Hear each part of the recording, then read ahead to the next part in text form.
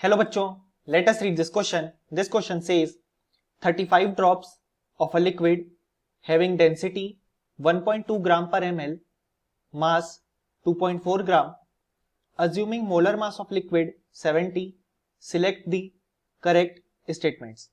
और हमारे ऑप्शंस हैं, option A volume of one drop of liquid is equal to 0.057 ml, option B mass of one drop of liquid is equal to 0.068 gram, option C number of molecules in one drop of liquid is equal to 5.85 into 10 to the power 20, option D number of molecules in 35 drop of liquid is equal to 2.05 into 10 to the power 22.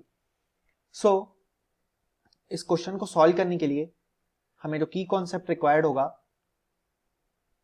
वो है मोल concept. सो हमें इस question में दिया गया है कि mass of 35 drops of liquid is equal to 2.4 gram. यानी कि हम इस इक्वेशन से आसानी से ये निकाल सकते हैं कि mass of one drop of liquid कितना होगा. वो होगा 2.4 अपॉन 35 ग्राम, यानी कि ये हो जाएगा इक्वल टू 0.068 ग्राम. यानी कि हम देख सकते हैं जो हमारा ऑप्शन बी है वो बिल्कुल करेक्ट है. अब अगर हम देखें नेक्स्ट, तो हम लिख सकते हैं कि volume of one drop of liquid कितना होगा. So volume of one drop of liquid होगा mass of one drop upon density.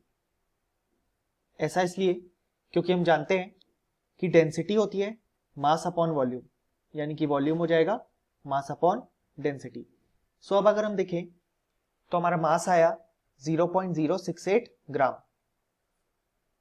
और हमारे पास डेंसिटी दी गई है 1.2 ग्राम पर ml.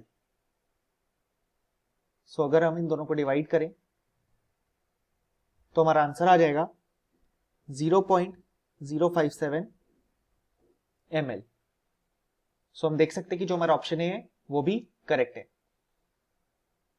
ऑल्दो हमें डेंसिटी लग सकता है कि 35 ड्रॉप्स की दी गई है, लेकिन डेंसिटी हमेशा सेम रहती है क्योंकि कंस्टिट्यूएंट सेम है, इसलिए हमने उस डेंसिटी को यहां पे भी यूज किया है. सो अब नेक्स्ट स्टेप में हम फाइंड आउट करेंगे नंबर ऑफ मॉलिक्यूल्स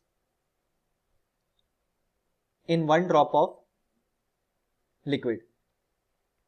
सो इसको फाइंड आउट करने के लिए सबसे पहले हमें यह फाइंड आउट करना होगा कि नंबर ऑफ मोल्स कितने प्रेजेंट हैं in one drop of liquid.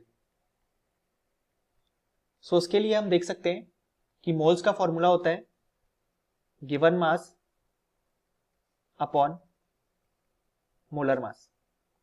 सो हम देख सकते हैं कि जो हमारा गिवन मास है वो है 0.068 और मोलर मास है 70.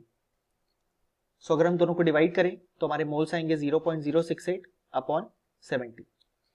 अब यहां से हम जानते हैं कि वन मोल में Na मॉलिक्यूल्स होंगे.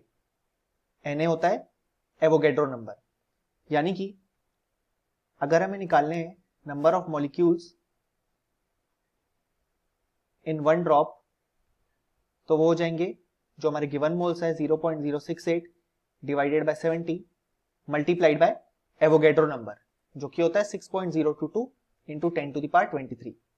इसको सॉल्व करने के बाद हमारे जो नंबर ऑफ मॉलिक्यूल्स आएंगे वो हो जाएंगे 5.85 multiplied by 10 to the power 20. So हम देख सकते हैं कि हमारे ऑप्शन सी में भी एग्जैक्ट यही दिया है, यानी कि हमारा ऑप्शन सी भी करेक्ट है. अब अगर हम अपना लास्ट ऑप्शन चेक करें तो वो हो जाएगा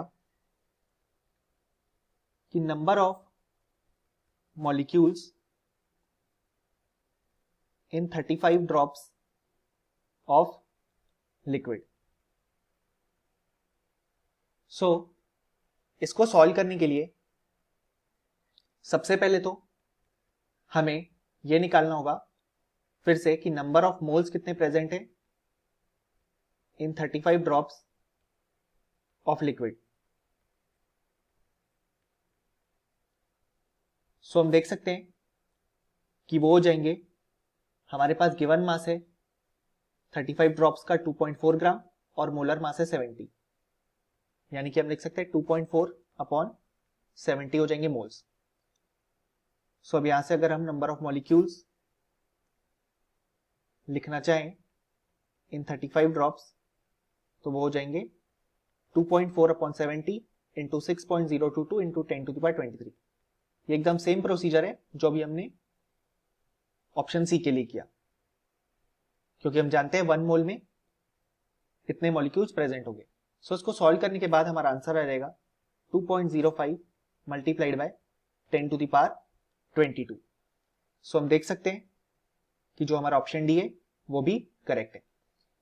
अब ऑप्शन डी को सॉल्व करने का एक और तरीका हो सकता था कि हमने यहाँ पे number of molecules in 1 drop निकाल लिए। सो अगर हम इस क्वांटिटी को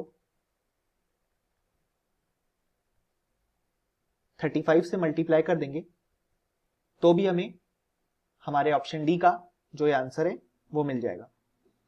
सो फाइनली हम ये लिख सकते हैं कि इस क्वेश्चन के जो करेक्ट आंसर्स हैं वो है option A, option B, option C and option D. Hope you understood it well. Best of luck.